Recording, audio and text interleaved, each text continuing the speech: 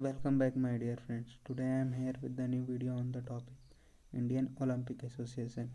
आज इस वीडियो में हम लोग बात करेंगे इंडियन ओलंपिक एसोसिएशन के बारे में। भारतीय ओलंपिक संघ इंडियन ओलंपिक एसोसिएशन जो था वो 1927 में फॉर्म हुआ था।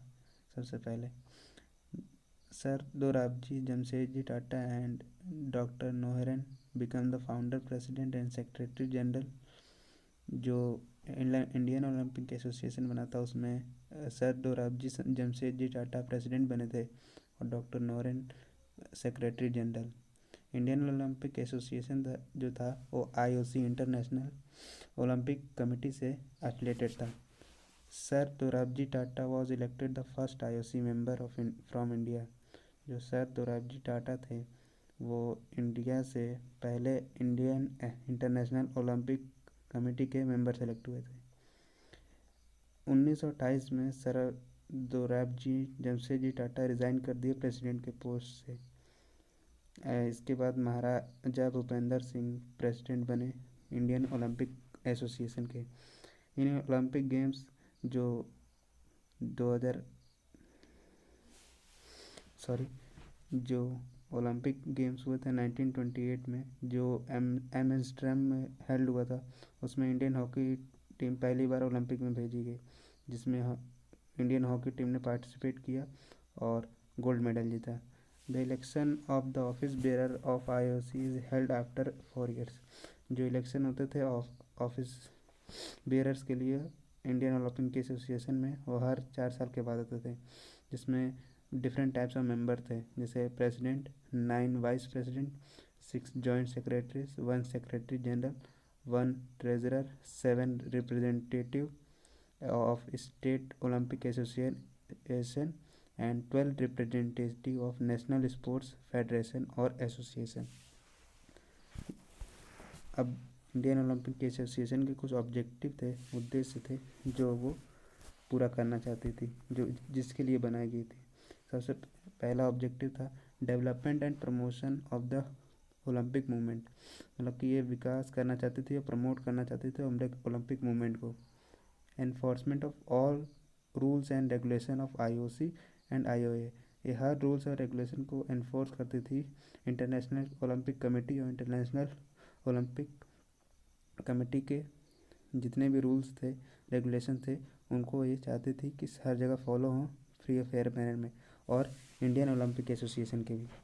To be official organisation in complete form and responsible for all the matters of related to Olympic event.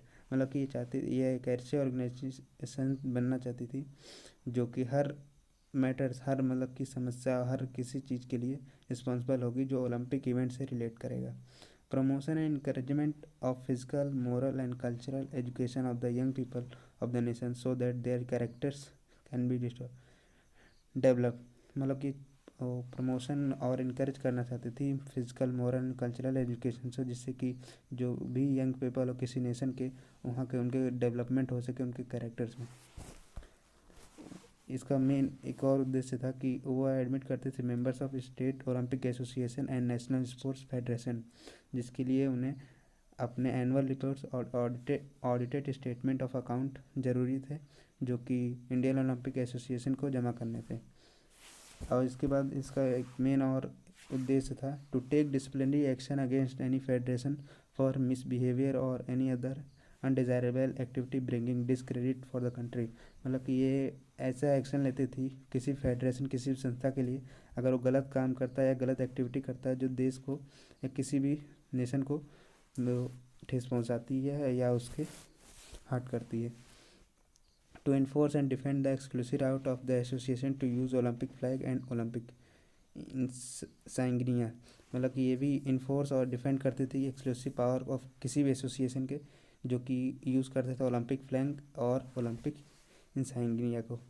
In cooperation with national flag national sports federation association, ये cooperation में Indian IOC जो था वो national sports federation association के साथ corporation में रहकर organise करता था, कंट्रोल, ट्रेनिंग और कोचिंग करता था जो टीम इंडिया को रिप्रेजेंट करती थी।